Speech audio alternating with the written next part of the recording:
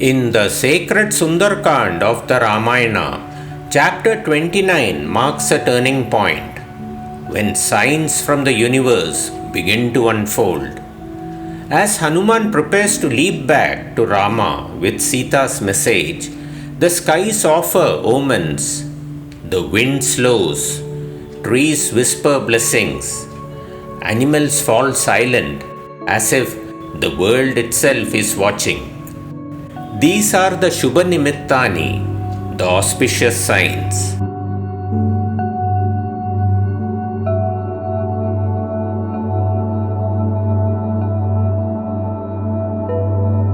ॐ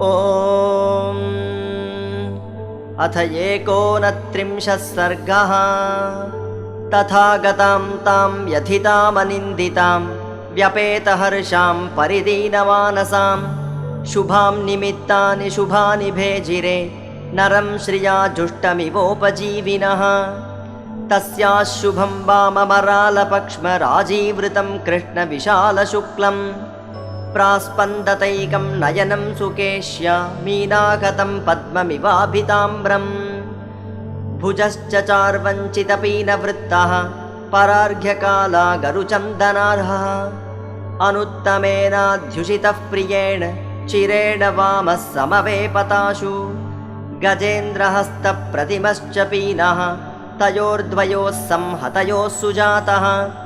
प्रस्पन्दमानः पुनरूरुरस्याः रामं पुरस्तात् स्थितमाचचक्षे।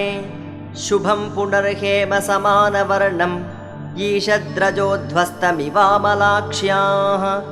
वासस्थितायाः शिखराग्रदत्याः किञ्चित् परिस्रंसतचारुगात्र्याः।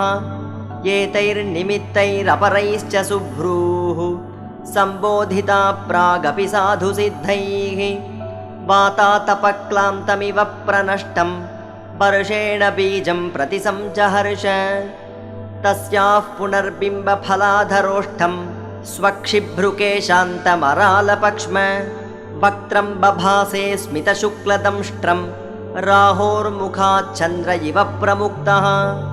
सावीतशोकाव्यपनीततन्द्री शान्तज्वरा हर्षविवृद्धसत्त्वा। अशोभतार्या वदनेन शुक्ले शीतांशुना रात्रिरिवोदितेन। ॐ इत्यार्षे श्रीमद् रामायणे वाल्मीकीये आदिकाव्ये चतुर्विंशतिसहस्रिकायां संहितायां सुन्दरकाण्डे शुभनिमित्तानि नाम 29 सर्गः। ॐ